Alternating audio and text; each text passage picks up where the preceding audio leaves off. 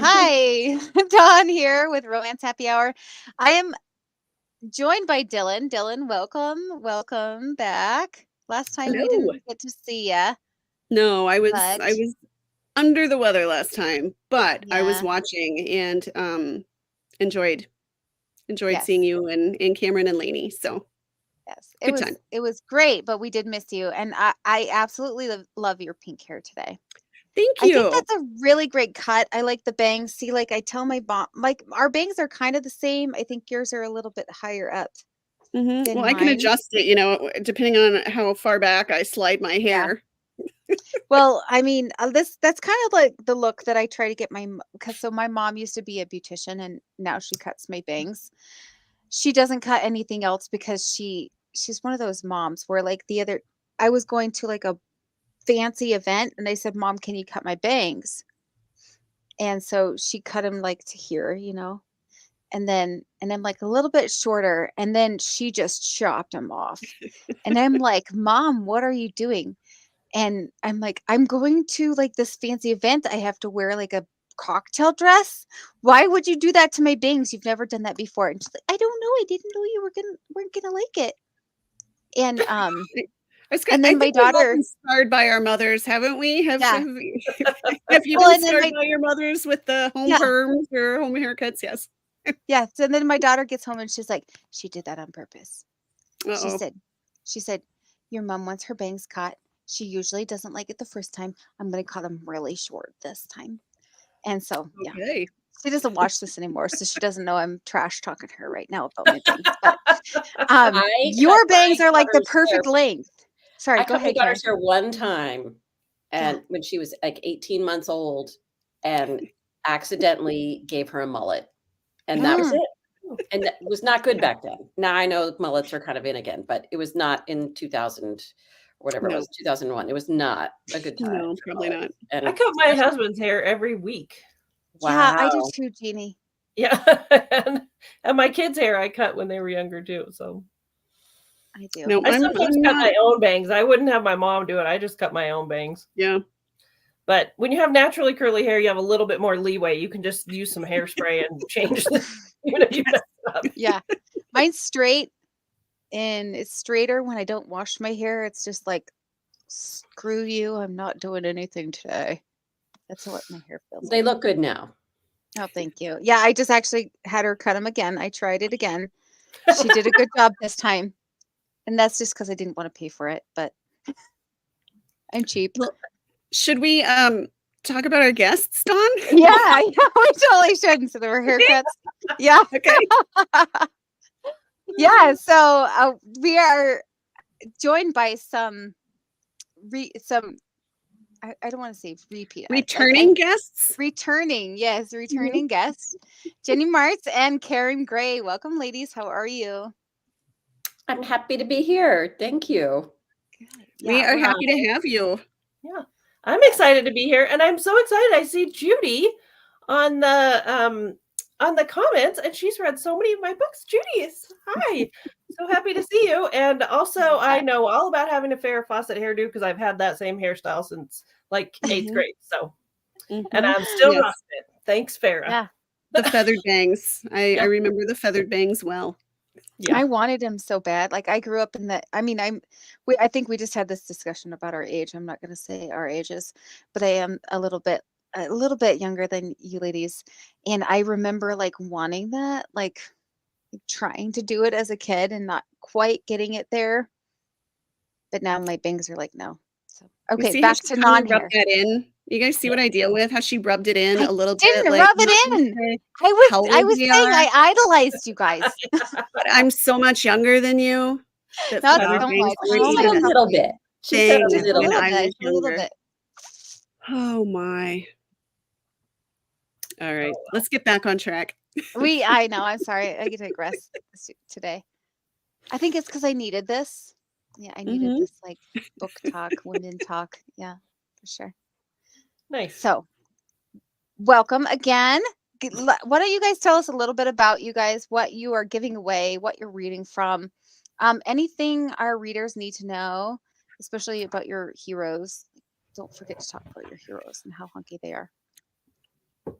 Well, that is actually my tagline. I guess it's smart women, hunky heroes. So mine are very hunky, and I think very cinnamon rolly. I didn't know what that was when I started writing. Of course, I didn't know what trope was either. But um, they're good guys. You know, stupid like men can be about emotional stuff, but good, solid guys and smart women who. Let's say stunted, Karen, not Oh, stupid. They're that's good. I stunted, like that. right? I like that. They're just Stunted. stunted. Thank you. They need the right Um, heroine to help them mature right. emotionally, Yeah. maybe. Everybody has to mature emotionally in my books. That's true. Actually. Yeah. And I am giving away, and I in the past have written. They're not historical. They are what I call retro and nostalgic romances. So my first series is set in the 1980s, and my second series is set in the 1990s. But right now I'm writing my first contemporary. I don't know if I can do it. Of course you can. Yeah. Of course And you I can. came out of the world of audiobooks. I was an audiobook narrator for 20 some years. And so all my books are in audio. And so I'm giving away listener's choice of any ebook or audiobook. And it's from wherever. And then I'm reading from, this is the last book in the 90s series, my Carolina Classics series. So that's, I think, all you asked. Okay, so can I pop a quick question here? Can you pop that book cover up there again? So you say this is the 90s. Yeah. But that's clearly a 1950s car. So tell us a little bit about that. So this car is almost a character in the series. One of the Facebook user, yes, they are standalones. Although the Carolina Classic series is best read in order, I think, because it's about a friend group. But there definitely can be read in whatever order. But this car belongs to the hero of this book. It was given to him by his grandmother, and his family fixes cars, and he's lovingly restored this car, and the whole group fits in the car, like all the friends fit in the car, which is why I had a friend who had a car like that when I was in high school and needed to recreate. Like the Love Shack. Yeah. My It's uncle kind of our was party shack when I was in high school. Don't tell anybody. My lips are sealed. It had those suicide doors, that open the wrong way in the back. Have you ever seen a car like that? Yeah. Yes. Yeah. It was a cool car. My uncle restores cars. And he Ah. shows them at Hot August Nights. Have you ever heard of that? No, but I've seen all kinds of different car shows that you drive by a mall or something, and there's He goes to all those car shows. Like like he's around the country. Well, the West, Montana, Idaho. He lives in Idaho, Montana, Idaho, Nevada, like the West Coast, and they do like tours. Like apparently one time he came through my town of like 700 people and didn't even stop by with his cool car. He was a little bit upset, but they were like on a tour, and then they ran into the Yellowstone crew who was filming like a cattle drive along the way, and they were like honking and waving at all the classic cars. But that would stir up a lot of dust for I know. classic car that was just Yeah, about that. Yeah. All right. Yeah, he does that. You, Jennie? Tell us a little bit about you. Hi, everybody. I'm Jennie Marts. So excited to be here. I've known Dylann for many years. Been together in person many times. Wish I were getting to see you next week. And known Dawn for many years. We have a Montana connection. So I live in Colorado now, but I did live in Montana for a while. So thanks for having me. To tell you a little bit about me, I have over 35 books published, I think. And I like to cross genre and mix genres. So I write cozy mysteries. So I have a mystery series of about a book club, a group of women in a book club who search for clues and romance while eating really great desserts. That's the Page Turner series. I have a beekeeping series, which it's kind of fun. I get to show this because this is the new cover for Kill or Be Killed. This book comes out in June. And it's really fun because that's basically my dog on the front. And my dog Cooper is in this book. And he looks just like that. So that's kind of fun. But I also write hot cowboys. I write hockey players, and I write cowboys, and I write cowboys who play hockey. So I've got hockey playing cowboys, a whole series of them, and they live in the town of Credence, Colorado. And then that transitions into horse rescue series. And then all these hot men. I mean, come on. Look at these. These covers are just, look at that cover. Pretty ponies. Yeah. Oh, was there a horse on the cover? Oh yeah. My eyes go. I even noticed that. So what I'm reading from tonight, I've got a brand new series out that's just been out in the last 6 months. It started with this Save the Date novella about a cowboy who, and this is actually kind of fun because it's at a wedding from this series, from the horse rescue series in Credence. 2 people in that series get married at a wedding, and then this is like the next town over in Woodland Hills starts the new series. So they kind of cross over a couple of times. And this series is about 3 brothers. Their names are Ford, Dodge, and Chevy. Mm-hmm. And they are named, their mother named them after the trucks that their deadbeat dads drove away from them in. Oh, funny. So it's not where I thought you were going with that. No, it's not. No. All 3 of these brothers were abandoned, and their mom named them after whatever truck their shitty dad, nice. their shooty dads drove. So anyway, funny. This is the prequel novella. They meet at Ford and Elizabeth meet at this wedding, and he gets set up with the wrong bridesmaid. She takes her cousin's name tag and pretends to be somebody else for the weekend, and then she purchases a house that happens to be a rundown farmhouse that happens to be right next door to Ford, and he's the handyman that gets hired to come fix it up in Love at First Cowboy. So this is like prequel book 1, and then what I'm reading from tonight, and I don't have a book because it literally just came out on Tuesday, but I'll show you this cover because I love it. Oh, nice. Love it. Yeah. Isn't that great? It's really hard to do this, but Yeah, anyway, so Lassiter Ranch, the guys are all Ford, Dodge, and Chevy Lassiter. And this is Dodge Lassiter. And I'm really excited to read from this book tonight, even though I don't really have the book. But what I'm giving away is an ebook of these 2 books together. So whoever wins tonight will get an ebook of both of these. Excellent. I kind of want to enter that giveaway myself. I'm just going to say. Sorry, Dawn, you're banned. I know. Dang it. But they're on, those books are all on Kindle Unlimited, so. Perfect. Oh. I was going to say you're definitely a Western girl because like naming your characters that when I was a teenager, I knew a couple who had children named Dakota and Montana. Oh, sure. Yeah. And I was like, oh, yeah, I can see Ford, Dodge, Chevy. And I'm really a Kansas girl. I grew up in Kansas, live in Colorado. So I eat supper. Yeah. My characters eat supper. Like, yeah, they say dang and shooting for Pete's sake. So, yep. Oh my gosh, look at, oh my gosh, I love these comments. Linda is on here saying that she loved Rescuing Harmony Ranch and she loved my cowboys. That's so sweet. And Judy says she's got a huge smile on her face.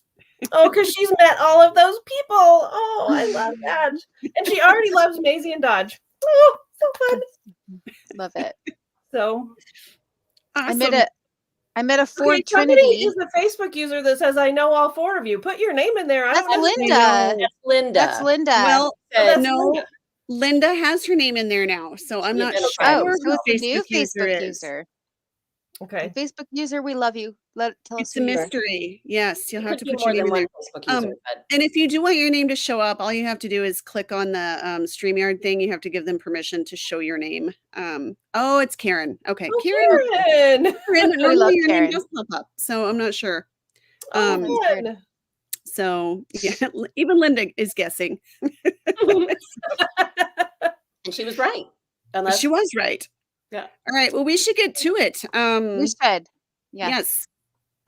Oh, Karen must be on her phone. Okay. That's why it's not showing. Well, Karen has graciously,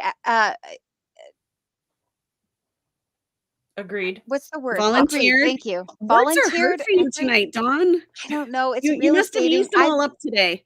I did. I've been real estating the crap out of this week, and then tomorrow I'm about to go on a mom's retreat where Ooh, it's nice. like a week of massages and yoga and spa and Oh, and hot tubs and stuff. So my Ooh. mind's like in the middle of deals The and transition. the spa. It is. Mhm. That's where I'm Gotcha. at. Well, Okay. lucky you. Yeah. I'm so excited. Like, you don't know. I want to cry about it. So here is Karen. We're going to pop her up there. She's going to tell us anything you need to know before you set it up for us. Well, so ironically, the hero of this book is also named Ford. And I do have a funny story about that. All these characters are in each other's books. It's a group of 5 friends who've known each other since preschool. And Ford's last name is Fisher. It's spelled Fischcher. And a guy contacted me when he read a previous book and asked where I got the name because it is his name. And he said that Fisher spelled that way is not very common. And it really was just, I kind of pulled it out of my head. So that was kind of weird. And the other thing is that he works in the film industry, this real guy named Ford Fisher, as do all the characters in the Carolina Classic series. The book is loosely based, the location is loosely based on Wilmington, North Carolina, which is where we lived for 10 years, and where Dawson's Creek and One Tree Hill were shot, as well as a lot of movies. So there's a lot of references to a series very much like Dawson's Creek, which I call Lawson's Reach. And there's a lot of 90s references. In this book, there's a lot of email because everyone's has the AIM, the new buddy chat with AOL. But I'm going to start with chapter 3. And Whitney is the heroine of this story. She has been distanced from the friend group for about a year. And the book starts with she has collapsed at the wedding of the characters from the first book and has to go to the hospital. And now she is coming home. I'm discharged from the hospital a week after being rushed to it. The doctors say I'm well enough to go home, but I still feel like death warmed over. Not to mention the fact that I no longer have a home. Neither my parents nor my husband returned to see me, but at least one of my 4 childhood friends, minus the one whose wedding I disrupted, visits every day. Violet returned from her honeymoon the day I got out, but it's Danny who picks me up and takes me to her house. I'm not sure if it's because they're worried about me or if they still hang out together all the time, but my friends seem to spend an awful lot of time at Danny's place. So much so that it almost feels like the last year of college, back when Violet and I rented rooms from Danny after she inherited the little bungalow from her aunt. When Sully and Ford spent more time here at Danny's than they did at their own crappy apartment at the beach. Before I blew everything to pieces, that is. I'm still sleeping way more than I'm awake. Looking around the room that used to be mine, I try to figure out what time it is. What day it is, even. I picked this bedroom way back when because I like to sleep in, and it faces west. The sun peeking through the window shades tells me it's probably late afternoon. When I roll over in bed, using my arms to push up to sitting so as not to pull on the stitches in my belly, Sky stretches from the floor with a whine and pads over to snuffle at me. Hello, pretty girl. Danny, Vi, and I adopted the little Carolina dog when she was a puppy, but I never really held up my end of that bargain. I can't be relied upon to take care of myself, let alone another creature. But Sky doesn't seem to hold it against me. In fact, she shadows me as I shuffle to the bathroom, waits for me by the door, and then presses against me and lets me hang on to her for balance when I get dizzy on my way back to the bedroom. She's not big enough to take my full weight, so I put my other hand on the wall until my vision clears. When I try to move again, I'm still shaky, so I ease onto the seat in the old telephone nook to rest a moment. While I'm catching my breath, a conversation wafts down the hall. I agree. She needs her friends right now, Danny says. It's probably a good thing that I have to leave town for work, Ford says, his tone sharp. Is that what you're saying? What I'm saying is there's a lot of history, complicated history. Yeah, hard to forget it here in this living room. The anger in his voice literally hurts my heart, but I can't say I don't deserve it. I was an idiot about him and Sully. I can't blame him for still being mad at me. I can't help but notice that you went from dating every woman in town between the ages of 21 and 41, Violet says, to not dating at all. You keeping tabs on me? Ford shoots back. Of course I am. I worry about you. I worry about all y'all. Even from here, I can tell Violet's not kidding. Good Lord, Vi, Danny says. You gotta relax. You're gonna make that poor kid nuts. It's still hard to believe that Violet is having a baby. Almost as hard to believe as my own pregnancy. I thought the pill was nigh on foolproof, but I guess I was wrong about that and so many other things. Pfft, I worry about y'all because you're idiots, Violet says with characteristic snark. My kid'll be brilliant. This gets a laugh out of Ford, but it ends in a sigh, and I can just picture him running a hand through his hair, which always falls back to frame his high cheekbones beautifully, even though he probably just uses shampoo from the grocery store and wouldn't know a blow dryer from a curling iron. I've always envied that hair as much as I long to run my fingers through it. Right now, I run my fingers over the soft threads of the friendship bracelet I've worn since being released from the hospital. If I'm not careful, I'll wear it to death. Yeah, well, I quit all that, Ford says. Work is my focus right now. I doubt if I'll ever be ready to settle down. I like being able to take off across the country without worrying about who I'm leaving behind. What about us? Violet asks. I know y'all get it. Career is important. It's not like I'm going to quit working just because I'm married and having a kid, Violet argues. But your setup means you can have both, he says. You've got an office in one place. You're your own boss. My husband's boss, too, don't forget, she adds. Ford laughs, but this time the laughter fades into something that sounds like frustration. Building my resume as a mixer, not taking jobs as a boom guy, even while I'm spending tons of money on new equipment, means I can't afford to date, financially or mentally. Managing my crew, dealing with set politics, and fixing things when they break means I don't have the bandwidth to deal with a girl who needs more from me than I can provide. I'm not sure if they stop talking or if his words echo so loudly in my ears they drown out the rest of the conversation. Either way, I get the message. I'm a burden that Ford's not planning to take on. It hurts a lot. But I think that all in all, it's a good thing. Because this girl has to figure out how to be someone who doesn't need anything from anybody. As soon as she can walk down the hall by herself, that is. That's it. Awesome. Thank you.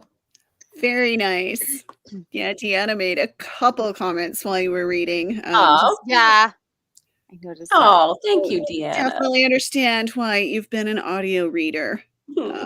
So yeah, we should have warned you, Jenny. We forgot to mention that Karen is a professional narrator and does and does nice readings when she comes on. Yeah. Well, Although I wanted to be an this book actress came when I out.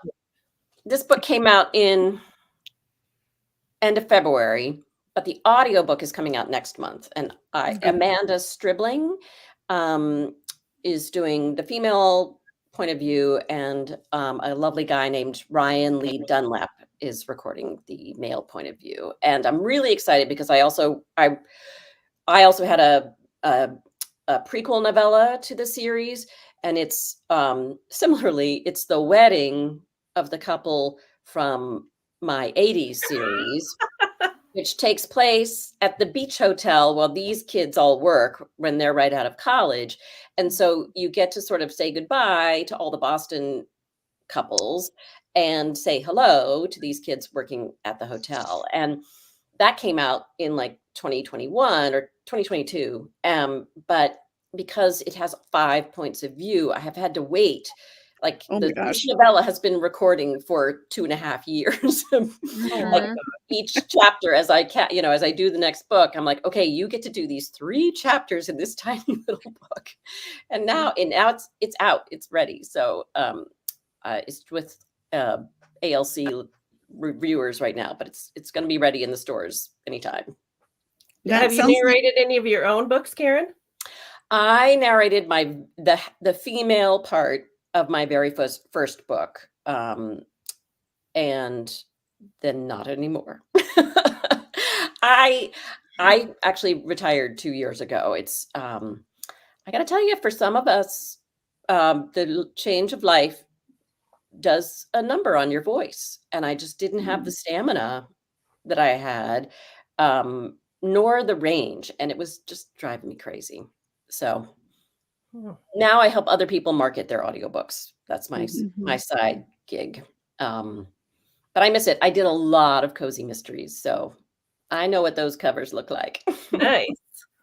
Well, we think you've still got it, Karen. Oh, Yeah, for sure. I Now, think everyone Karen, agrees. You've still got it. I got a question. Did we talk about the fact that I used to live at Wrightsville Beach, North Carolina, in Wilmington? I don't think we did. I got That's a it, Dylann. long way It's been a from where you while. are now. Yeah, super, super long. Yeah, I was in the Coast Guard. My very first station was Wrightsville Beach, North Carolina in 2000. I don't know. I can't remember.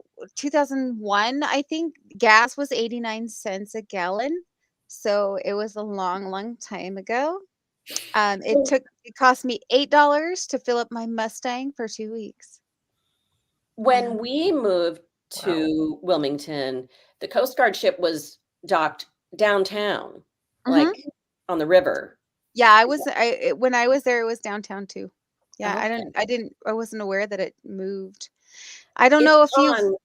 Yeah, it's gone now. I think yeah, they decommissioned a lot of them the last couple years. they're also doing a lot of work there, so Yeah. that may have been part of it. But oh, that's cool. I knew you were in the military. I didn't know it was Coast Guard, and I didn't know it was North Carolina.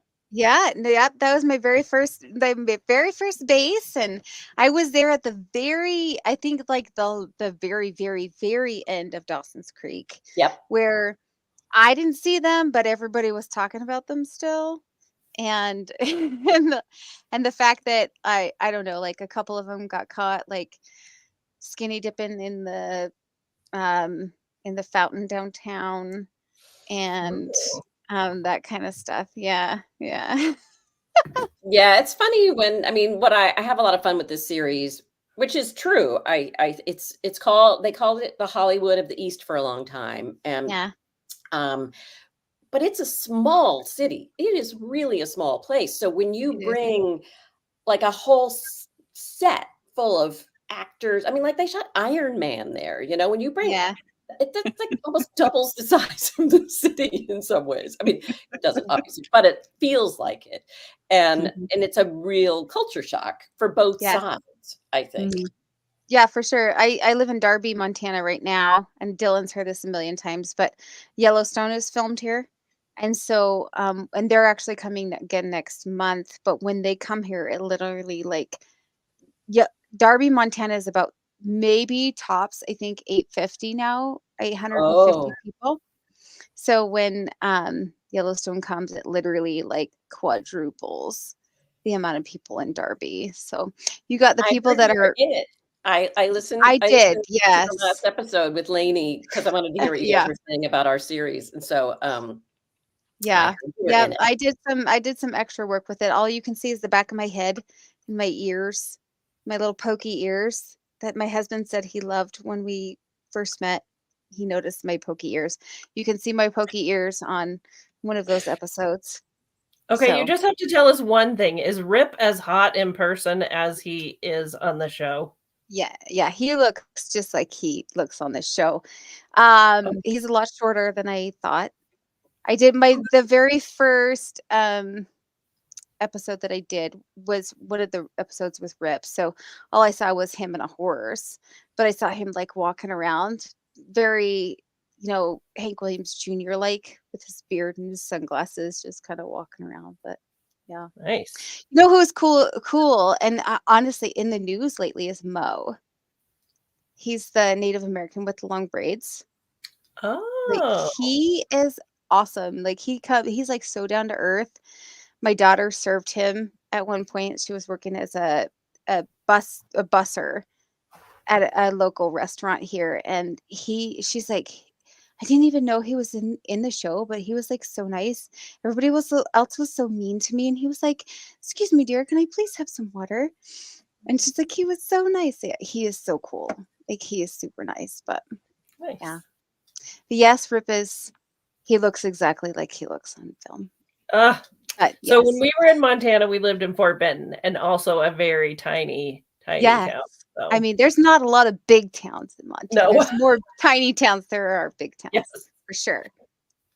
But yeah, cool. So I'm looking through comments, and we do have a couple questions. Should we do a couple questions before we hear from Jenny? Totally. All right. First one up from Linda, who got her name on here. Yay, Linda. Have you ever made a Pinterest board for any of your books? So we'll start with you, Karen, just because you read first and you're nodding enthusiastically already.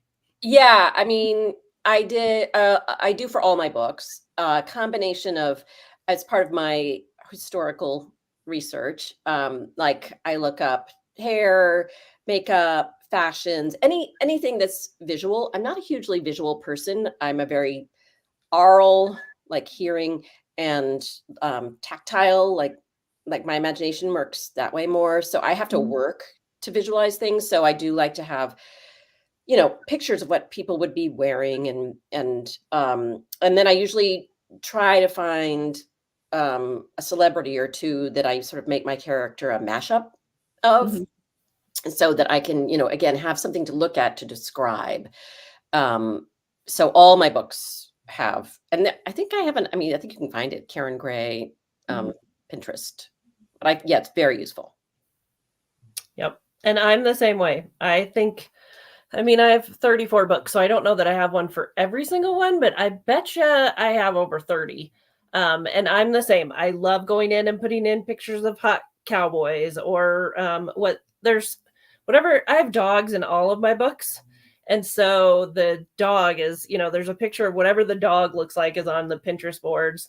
In my Credence Horse series, I have an ornery goat and I have a mini horse named Seamus. And there's a ton of pictures of Seamus and Otis and Tiny the pig. And the Credence series has a ton, but I have a Pinterest board for every book. I haven't put much in for this one, but I kind of do the same thing. If I'm looking for an outfit or something, I might go throw that in the Pinterest board. And I like to have what the farm looks like. And so, yeah, I do too. And a Spotify list. I also like to have a playlist. Yep. How about you, Dawn? I do not have a playlist because I'll tell you a little funny secret about me. When I write, I can't listen to any music that has words in it because then I start singing along with the words or singing the lyrics, and I don't pay attention to what I do. And I tried listening to like classical piano music or something, and I would find myself typing really slow to like type to the beat of the music. So what I listen to, no joke, 4 hours at a time, I listen to bluegrass, instrumental. That is what I write Okay. to. So Oh, like fun. dueling banjos, and it's amazing how your fingers will try to keep up with the music and you will type faster. So I literally am like ding ling ling ling ding ling ling ling ling ling ling ling, you know, just type away. That's funny. Keep up. I was gonna suggest foreign music, like you don't know the words. No. Orange But it Blossom could be. Special is you're just like ding ling ling ling ling ling ling. Yeah, You know? I mean that sounds better. Literally try to type just try it. Just look up, just That's have funny. Amazon do bluegrass instrumental and try to write to that banjo music, and you'll Okay. be surprised at how fast Challenge they type. accepted. Yeah, that's I'll give Challenge it a shot. accepted. gonna be the new thing. We'll Yeah. have to give that a try. Yeah. Have you ever clocked your word count depending on the song? Yeah, That do would be, it. that would be fun to see, like if you actually do change your writing speed depending on what's No, but I playing. can tell you, Why mess with something that's working? yeah, the last week and a half, I wrote 34,000 words in a week and a half. So, Okay. Nice. like in about 9 days, and it was That's all the banjo music. That's in November. Yeah. Yeah. All right. Dawn, real quick, do you have Pinterest boards? I do, just like Mm. Karen. I'm going to say, except for Karen, I'm interested in the fact that you said you have 2 pictures for the same character that you put in there, so you can kind of mesh them together. Yeah, like because I don't want to make them exactly like a celebrity, but I Mhm. want it to be like someone would go, oh yeah, she reminds me of like Michelle Pfeiffer in blah blah blah, but kind of also who, Meg Ryan in this. Yeah. It's like Michelle Pfeiffer's hair, but Meg Ryan's smile, so that to help me place, to help the characters place what Yeah. they look like, but also for me visually. I I don't never like thought of that. actually take the photo and smush. I'm not that clever or No. skilled. I but- have one book that has a whole bunch of pictures of Casey from Yellowstone. That like Oh, my okay. character is so much like Casey from He's got Yellowstone. he's got a house here. Oh, and- nice. Yeah, Nice.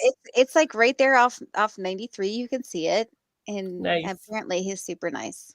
Everybody loves him here. So So Karen, we were out to dinner a couple weeks ago, and my kids have one of those apps where you can take the 2 people in the picture and like mash I was their gonna faces say. together.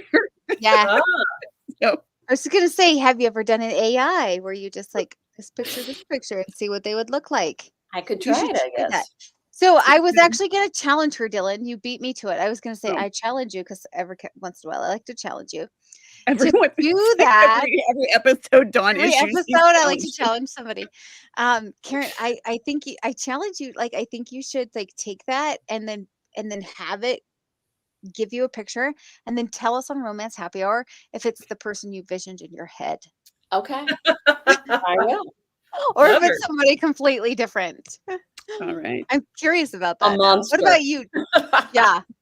What about you, Dylan? I have not been super good about keeping up with Pinterest boards, but I do a lot of like looking at houses. I love not so much, I mean, the characters, yes. I normally will just pick, random people that I think that you can find on Pinterest. But I get really invested in like the layout of the house. I will spend hours like looking at real estate listings in areas, ranches or I mean like Interesting. mountain cabins and stuff like that. I love really picturing where somebody lives and what their space looks like. So I think that also That's pretty good shows our readers what you did before you were an author oh well, I mean, I did marketing for real estate. for real estate. A little bit, So like she looked at a lot of real estate houses. super as a part-time. marketer. But yeah, I enjoy looking at houses anyways though. Yeah, I do too. I think it's so fascinating how different people's imaginations work. I Yeah. mean, Yeah. you sort of, I think it's, I don't know about you guys, it's like trial and error, I think, Mhm. you Yep. have a Yeah. problem, you need to solve it. So you try a bunch of different things. And when the banjos get you going, then I mean, yeah. That's right. I had one book where it was Phantom of the Opera, the new one, like the sequel. Yeah. Well, Cool. I think it's time to hear from Jenny. I'm sorry, I always say Okay. that wrong. I say Jeannie. Okay. I've said it for a decade now, like or something. All right. Jeannie. People do Jenny. that to me all the time. I think it's because people who have the name Jeannie spell it with an IE at the end, but no, I'm Yeah. really Jenny. I'm really a Jennifer. So, Well, set us up if you need to, and we're gonna pop you Okay. up there and let you read to us. Okay, I will set you up. I will set it up a little bit. So I told you about the three brothers, Ford, Dodge, and Chevy, and they're these three abandoned cowboys born in heartbreak, bonded by brotherhood. They're brought together by the fierce love of their grandparents who took them in and raised them on this ranch that's the only home they've ever known. So this second book is about a librarian, sweet librarian, Maisie Graham. She has a passion for books as vast as the Colorado skies. And armed with her trusty bookmobile, she journeys through rural farmland. So the kids that are, up in the mountains, this is a mountain town, small town in the mountains. The kids that are up in the mountains that can't get down to the library, she takes the bookmobile up to them. And the book opens with literally the second sentence. She swerves and puts her car and the bookmobile in a ditch to avoid a llama in the road. Okay. And the thing about Maisie is Maisie sees herself as a plain Jane in a world full of glamorous and much more adventurous heroines. She wears glasses. She's a big book nerd. And she has been in love with Dodge since the 10th grade. So she has always harbored a crush on Dodge Lassiter. So Dodge Lassiter, he has this fear of abandonment. His mom left him, his dad left him. There's more parts of the story of where he was left. And he just is a nerdy cowboy he's a hot cowboy, but he loves to read. So he's a cowboy that loves to read, and he spends most of his time hanging out with a good book and his dog. So fate has a way of stepping in with these two, and when she wrecks on the side of the road and the airbag pops and hits her and cuts her up and she sprains her wrist, so she's in a sling, and Dodge is the one that finds her, and he takes her back to her house, and basically it's forced proximity, one bed kind of tropes. So what you need to know about this scene is it looks like this is chapter 6. So this is a little bit into the story. The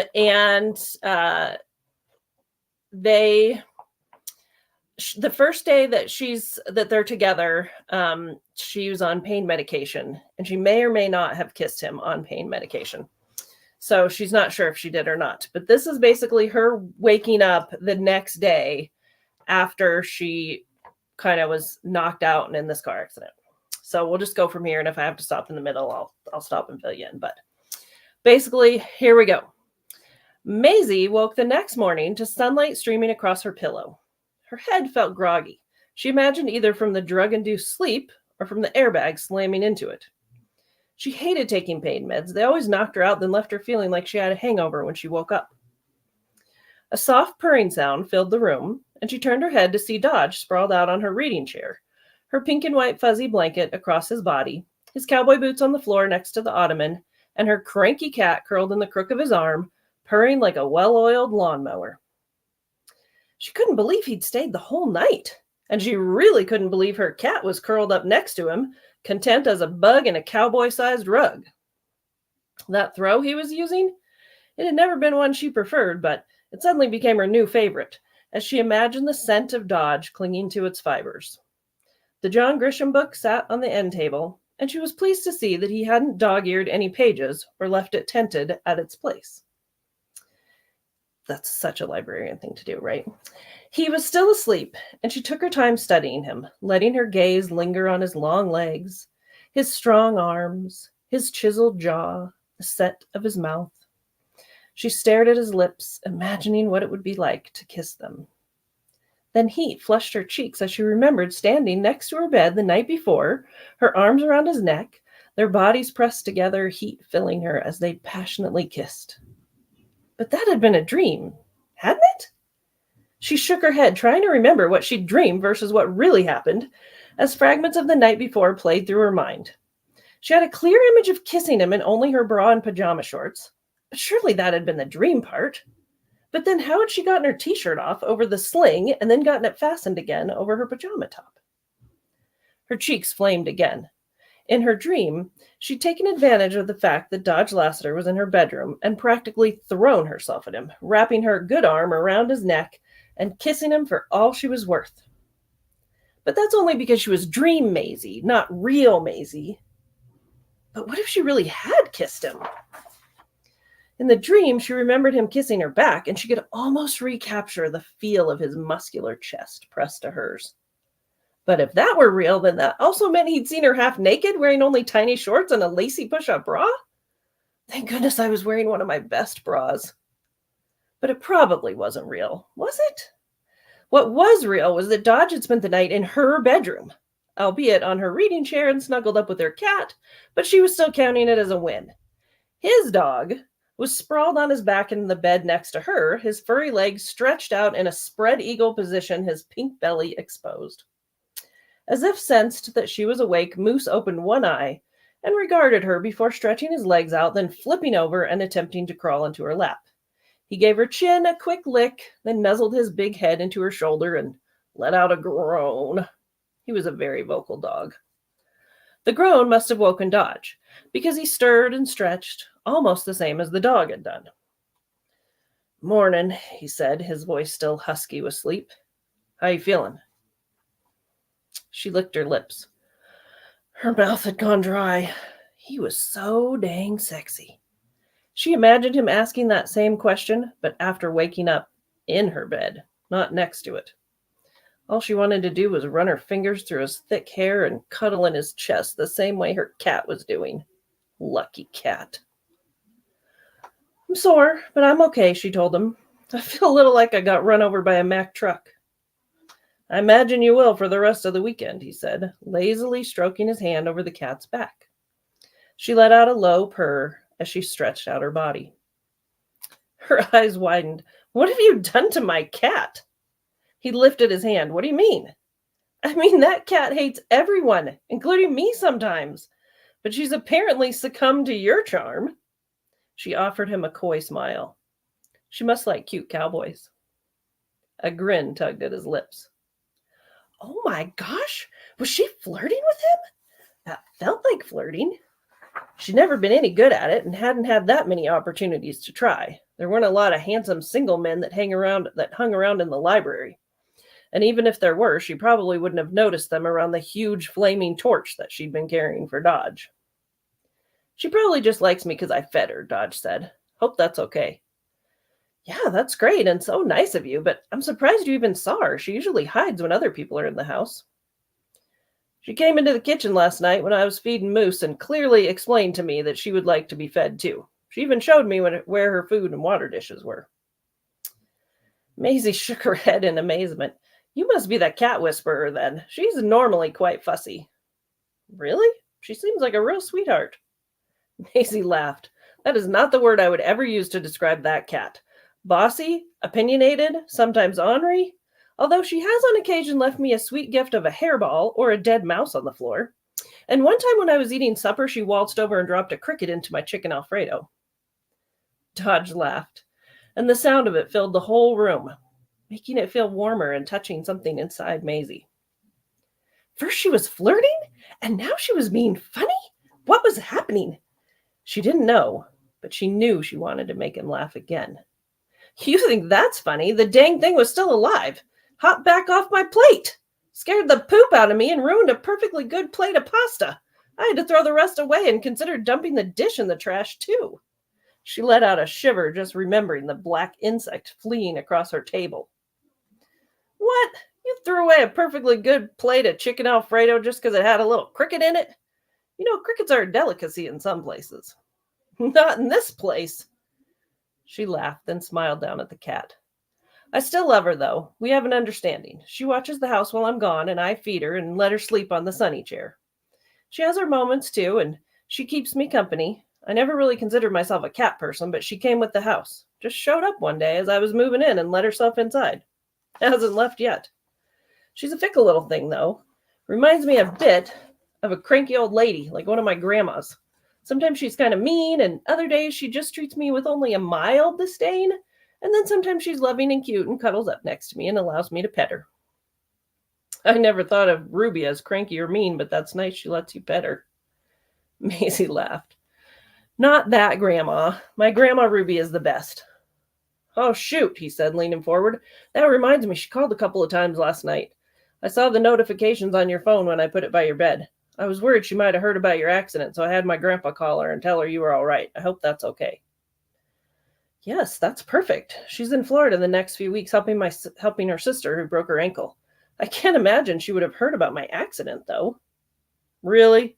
In this town? She probably got a prayer tree call as soon as you were admitted to the emergency room. Maisie reached for her phone and gasped at the notifications. Oh, shoot, I've missed 12 calls from her and 8 text messages. As if on cue, the phone buzzed in her hand and a picture of her and her grandmother popped onto the screen. That's her calling now. I gotta take it. She tapped the screen and held the phone to her ear. Hey, Gram. Merciful heavens, it's about time you picked up. Her grandmother's voice blared through the phone. From the grin on Dodge's face, Maisie was sure he could hear every word. Ruby's tone softened. Are you all right, honey? I've been so worried. I'm fine, Grandma, I promise. Duke called me last night to tell me what happened, she said, referring to Dodge's grandfather, Duke Lassiter. Which was kind of him, because I was about beside myself since I'd already had 4 other calls telling me you'd been in an accident. I've been looking at flights. I think I can get one out today. Should I come home? No, absolutely not. I'm fine, really. I've got some bumps and bruises, and I sprained my wrist, and my glasses cut my forehead when I hit the steering wheel, but I'm pretty sure I didn't even need stitches. What do you mean you're pretty sure? Well, yesterday was kind of a blur. Kind of a blur? Why, do you have a head injury or a concussion? That's it. I'm booking a flight back. No, really, Graham. They just gave me some pain meds that made me kind of fuzzy. And possibly made her bold enough to kiss the cowboy she'd been crushing on since the 10th grade, but that fact was still undetermined. But you do not need to come home. Aunt Opal needs you way more than I do. And besides, Dodge has been taking care of me. He's the one who found me after the crash and took me to the emergency room, and he's been with me ever since. Dodge? Lassiter? Yes, of course. Do you know a lot of other men named Dodge? No, I suppose not. But when you say he's been with you ever since, do you mean he spent the night? Yes, but she was worried her grandmother would get the wrong idea and be upset about a man sleeping over at her house. But it was quite the opposite. Ruby's voice was filled with glee as she practically shouted into the phone. Hallelujah! It's about time you two finally got together. You've only been mad about that boy since you were 16 years old. So tell me everything. Did you do the horizontal mambo? Or did you just make out? How was it? Everything you always dreamed of? Is he a good kisser? I mean, I can imagine he would be a good kisser. Oh, I always knew you two would get together as soon as he realized what a great girl you were. Oh my gosh, Graham, stop. She covered the phone with her hand, but from the way Dodge's lips were pressed together as if to keep from laughing, she was pretty sure he'd heard the whole exchange. Carefully dislodging the cat, Dodge sat up, pulled on his boots, and stood and pointed to the dog as he mouthed, I'm going to let him out and get some food. Oh no, give him some food. She nodded and couldn't help admiring his great butt as he left the room before uncovering the phone. It wasn't like that, Graham. Dodge is a good friend, that's all. He made me soup and fed the cat. Darn, too bad, Ruby said, the disappointment evident in her voice. But he's still there, so it's not too late to win him over with your feminine wiles. Tell me everything. Maisie cringed. She wasn't sure she had the right kind of feminine wiles to win over a guy like Dodge Lassiter. Unless he was charmed by messy curls, thick glasses, curvy hips, awkward attempts at flirting, and nerdy discussions about books.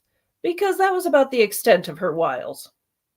She spent the next few minutes filling her grandmother in on all that she remembered from the day before. Except the part where she may or may not have kissed the cowboy. She kept that part to herself. Satisfied that she'd told Ruby every pertinent detail of the day before, and convinced her to stay in Florida with her sister, Maisie ended the call and hoped to get into the bathroom to wash her face and brush her teeth before Dodge came back. Flipping on the light, she caught sight of herself in the mirror and let out a shriek. Her hair was sticking up and out all over her head, and not in a good way. One side of her hair was smashed flat to her head, while the other had curls that were winging out so bad it's a wonder she didn't take off and fly. Her glasses couldn't hide the day-old mascara smudged under her eyes. Not that anyone would notice the gray smears, not with the purple shiner she had going on. The bluish-purple bruise sat under her eye and across her cheekbone, and then yellow and gray bruising went up the side of her face, ending by her brow bone. 2 rust-colored steri strips were stuck across her eyebrow, and as she peered closer into the mirror, she realized that blood from the cut on her head had dried and hardened in her hair. She let out a groan. She had seriously been having a conversation with the man she'd been dreaming of for over a decade? Ack! She'd been attempting to flirt with him while she looked like this? He must think she was an idiot. The sound of pounding feet came from the hallway, then Dodge and Moose rounded the door of the bedroom and ran into the bathroom. You all right? You hurt? Did you fall? Her shoulders slumped as she tried to bury her face in her hands, which was difficult since one arm was in the sling. Don't look at me. I look terrible. Oh, heck, I've been looking at you for the past 20 minutes. We've been having a whole conversation. He gently pulled her hands away, then grimaced as he peered at her eye. I told you, I look awful. You don't look awful, but your eye does, and it just looks like it hurts. She dropped her hands. He was right. He had already seen her in all her gorgeous crash victim glory. She turned to the mirror and tried to smash down her curls. I can't blame this on the accident, though. My hair looks like it was combed with a mixer and then styled by a drunk hairdresser in Whoville. Dodge laughed as he used his pointer finger to press one of the curls down. It sprang back out as he pulled his hand away. I don't know. I think it looks kind of cute. Perfect. Oh my There you gosh. I gotta say, Maisie and her grandmother remind me a lot of my daughter and my mother. I'm just gonna say that. Don't let Ruby near your bangs. No, Yeah. for sure. My mom. I always I didn't enjoy. know that was going so long. Sorry, you guys. I didn't. No, you're perfect. You're good. No, that's okay. I thought 6.5 pages would be 10 minutes, so I don't know what happened. And I don't have a book to read from, so I had to print it off. You're good. And also, I wanted to tell you that I watched everybody, and when you said there were llamas in the road, everybody, every single one, Dylann, Karen, and I both all unanimously nodded yeah, we can see that. The llamas in the road. We wouldn't expect anything less from anything less than llamas in the road. Yep, that we could. Yep. I've been there, done that. Llamas in the road. That was super enjoyable. I don't know if we have time for questions. Did you want to say something, Karen? You looked like you were about to say something. I don't want to interrupt you. Well, it made me laugh, the llama in the road, but also the book that I'm working on right now for the Shared World series with Lainey and other authors, my heroine gets stopped by a sheep in the driveway. Yeah. So that was also a nod of recognition. But my favorite part was the description of her feminine wiles. It's a bag that you have of wiles. Yeah. You only have the certain ones. That just made me laugh. Yes. Oh, good. Very, very relatable heroine, I think. Yeah. It's for us especially. Yeah. All right. I'm gonna power through a couple of these just so we don't leave people hanging. And then I can tell you really quick that my favorite chips are Cheetos. Anyone that knows me knows I love crunchy Cheetos. I'm really obsessed with them. So there you go. Good. You were reading the comments, weren't you? How did you do that and read the book at the same time? I don't know. You're a multitasker. No, I saw those before, and I can tell you real quick. My spice level of my stories changes with several of my books. So all my cowboys are usually tend to be a little spicier, a little steamy. A little steamy. Quite a few naughty bits. But my cozy mysteries are sweet, clean, and I wrote a couple of books with Hallmark Publishing, and they are absolutely sweet, perfect. So perfect. I'm a little of both. How about you, Karen? Mine are all, if it's a range of 5, probably 3 to 4. Depends. It's open door. Yeah. All right. And then we have, let's see, we'll do this one from Linda. If one of your books were made into a movie, which actors would play your characters? Well, I have to say, even though I said I mash up my characters, the one that I'm writing right now, which is called For Fork's Sake, I was looking for inspiration, and I found Henry Cavill as Superman in the Clark Kent, and I was like, well, that's him. That's exactly what he looks like. So he's just Henry Cavill as Clark Kent. Henry Cavill is one of my faves too, but a lot of my guys are a mashup of like Chris Hemsworth. So many of my characters look like Chris Hemsworth. And just Chris and Scott Eastwood. A lot of my characters are like Scott Eastwood too. Oh, Scott Eastwood. Oh my God, yes. So if Chris Hemsworth mashed up with Chris Hemsworth, and you got like double the Chris Hemsworth. Yeah, that's perfect. I like her double. I get it. Just mix like Thor with different characters, different character that he plays. Or just Thor. Or just Thor, yeah. All right. Exactly. We're being just silly wear now. in a cowboy hat. Yeah. We're in a cowboy hat, and there you go. You're good. Yeah. All right. I figure we'll end on this one because it's a good segue into where you might be. Karen wants to know any book signings coming up. And yes, I did see there is one coming in Minnesota in 2026, and I already filled in an interest form. Although that feels so far away, but anything that's that close to me, I'm like, yes. Getting excited about. Yeah. So I know you're both headed to a big signing next week. Yeah. Karen, you're going to be in Reader's Take Denver as well? I am, but I'm going with my audiobook marketing hat on. So I'm going as Karen White, which is my real name and was my narrator name. So I'm going to talk to fans and narrators and authors as Home Cooked Books, which is my audiobook marketing company. And then, but I will sign anything if you want me to. And careful what you say there, Karen, because you never know. Maybe not anything. I do have bookmarks. Not bookmarks. What are these? Book plates. Plates. If people bring books or want me to sign it, they can take it home. But I'll be at a Polycon the week after that, which I'm a little afraid of doing 2 big signings in a row. But I'll be doing that as Karen Grey. And then I've got 2 I'm doing one in Georgia. It's called RAWR, WAWR. Yeah. In the summer of 2025. And I'm doing one in Chattanooga. We live in Atlanta now, so I'm sort of that's the Reed House. And then I heard you guys talking about Rockin' something in Knoxville. Rockin' Romance Readers in Knoxville. Yeah, so that's pretty close. So I actually filled out a form for that. Awesome. Nice. Yeah, that one's in August. Nice. They do a really nice job with that one. Nice.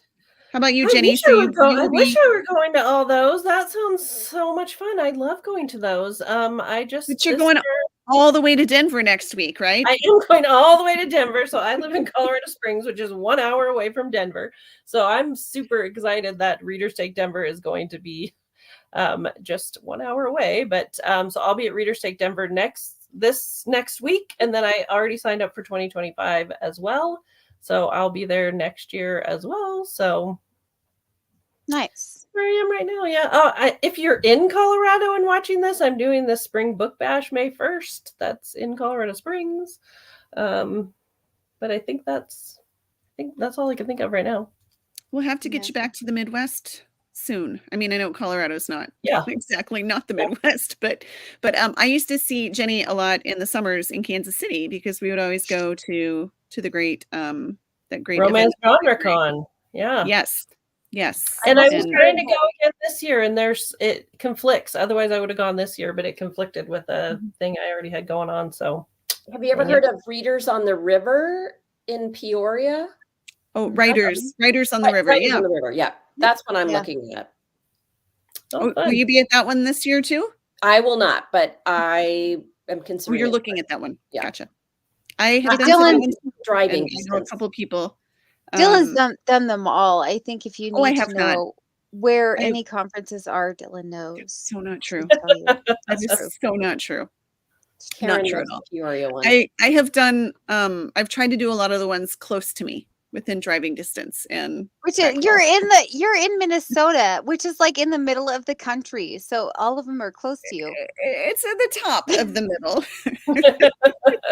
There's a long way. We were measuring something today, and a friend from Canada, they were trying to figure out how many hours it takes to get from where they are to me, and I was like, oh, that's not even as long as it takes me to drive to Texas. So yeah.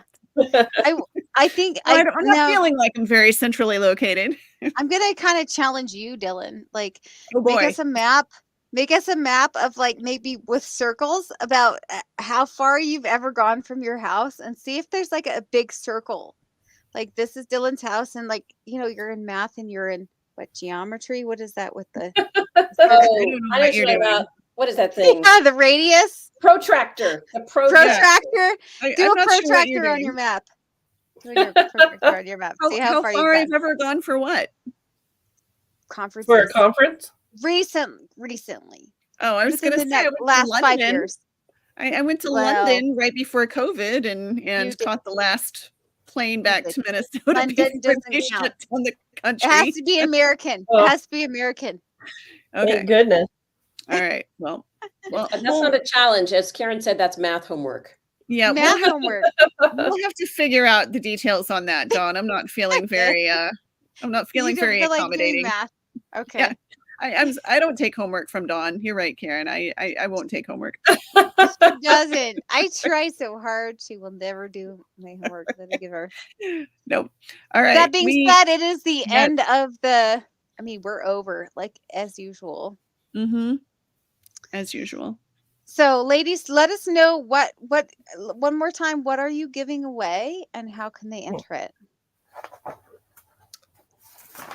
I forget what I said about. Yeah, I'm giving away these two as an ebook, and I think you enter by signing up for my newsletter at jenniemarts.com.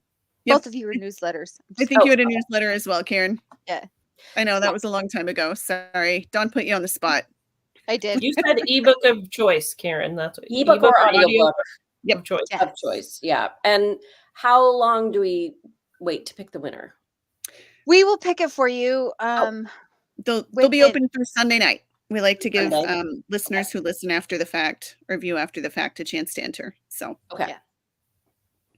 Oh, so they'll put the screenshot in the. Yeah.